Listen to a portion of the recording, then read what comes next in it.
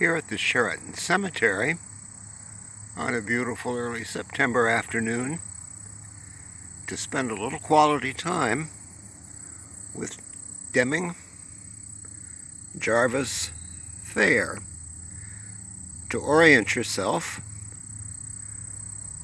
look for the Lockwood Mausoleum in the far northwest corner of the cemetery. We're just a little bit southeast of that. Deming was a native of Cape Cod. He was a civil engineer by profession and an adventurer by inclination. He spent a lot of time in the late 1870s and early 1880s in Central America, chasing the dream that eventually became the Panama Canal. By the mid-1880s, he had relocated to the Midwest and gone to work for Smith Henderson Mallory, Chariton's railroad entrepreneur. And during the next 10 years or so, they built many miles of railroad in Kansas, Nebraska, Colorado, New Mexico, and elsewhere. Deming also married the boss's daughter, Jessie, and they had one daughter who was stillborn and is buried elsewhere in the Chariton Cemetery in the remains of the Stanton Vault.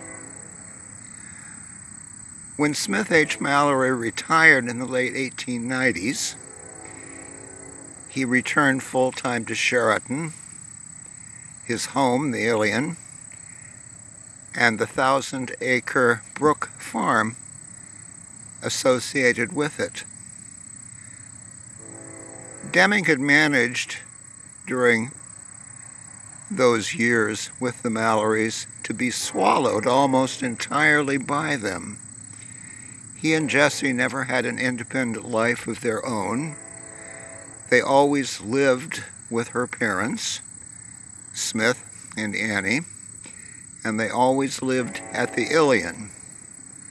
The collective dream was that the restless Deming would be satisfied to manage Brook Farm, and they would all settle down to live happily ever after. Deming, however, seems to have been a very restless man and also depressive. And he was traveling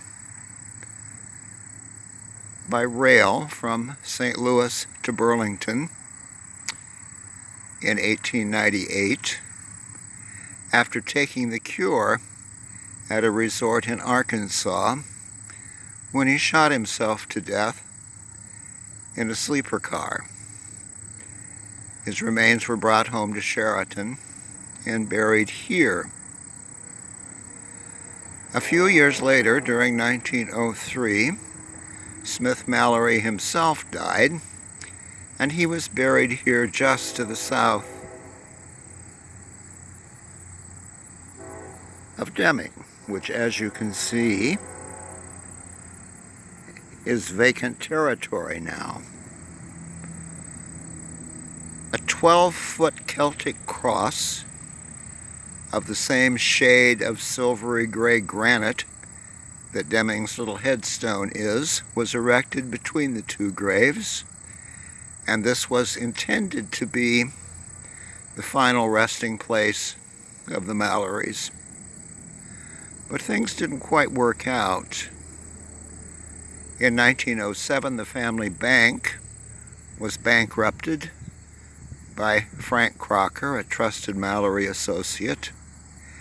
And as part of the settlement during 1909,